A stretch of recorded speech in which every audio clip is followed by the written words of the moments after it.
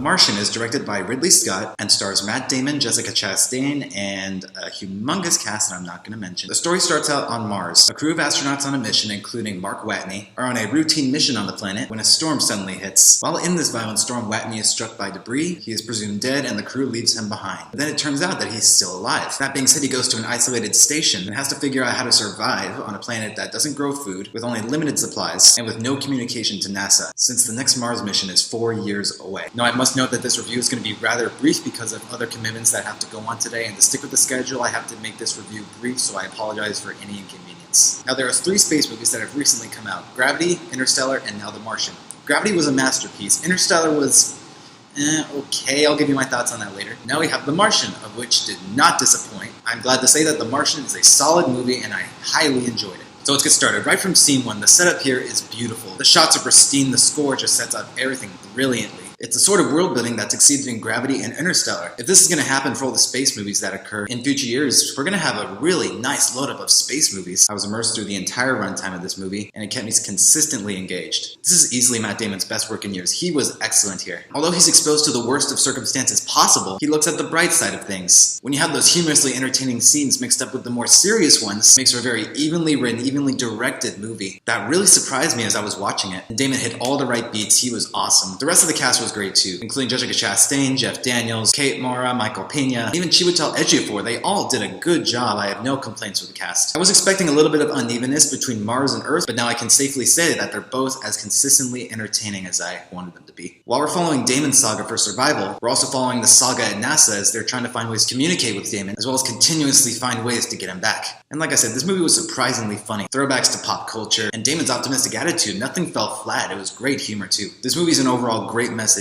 of the intelligence of human beings, what they can do, how much they care for others, teamwork, the strength and courage necessary to survive, and it gives you something to think about. There's nothing majorly uneven about the writing or the direction, just some minor things that I have to bring up. There were some scenes, including in the branch between the second and third acts, that I felt Scott's direction was a little weaker, because as a whole, this movie is very predictable. But what Scott does throughout the movie is have fantastic direction of his actors, of the situation, making them feel palpable. It was good work. But then there are some scenes that just hit the I've seen this before mark, right before the third act. But I'm not going to spoil anything. The finale is strong, but I think it could have been stronger if Scott thought of more ways to hide the predictability of things, because some of the best movies make it unpredictable, even in the most predictable of movies, such as true stories where you know things are going to happen. But this movie isn't a true story, so I felt that was kind of a flaw. And because of that, while I was totally invested in this movie, I didn't get the big emotional punch I was looking for, especially in the end. He was really reaching for that mark, but the problem I was referring to earlier sort of lessened the impact for me. Sure, I was smiling, but it just didn't hit me in the feels as I thought it would. And I wouldn't say there's anything entirely remarkable in the story besides Damon's performance or the consistency. And there were no big story elements that were entirely remarkable. This is a consistently solid movie from start to finish, but I didn't feel like there was anything huge to remember, such as Gravity, which was full of memorable moments. But those aside, guys, I greatly enjoyed this movie. The cast is strong, it immerses you, it's consistent with the plots on both planets, Earth and Mars. It was humorous, it looked beautiful, it sends a great message about what humans can do, and I really enjoyed this movie, I really did. It's just predictability took over at some spots, the emotional punch wasn't that strong, and there was nothing entirely remarkable about the story, but I highly enjoyed this movie. I really did, and I'm going to give The Martian a B+.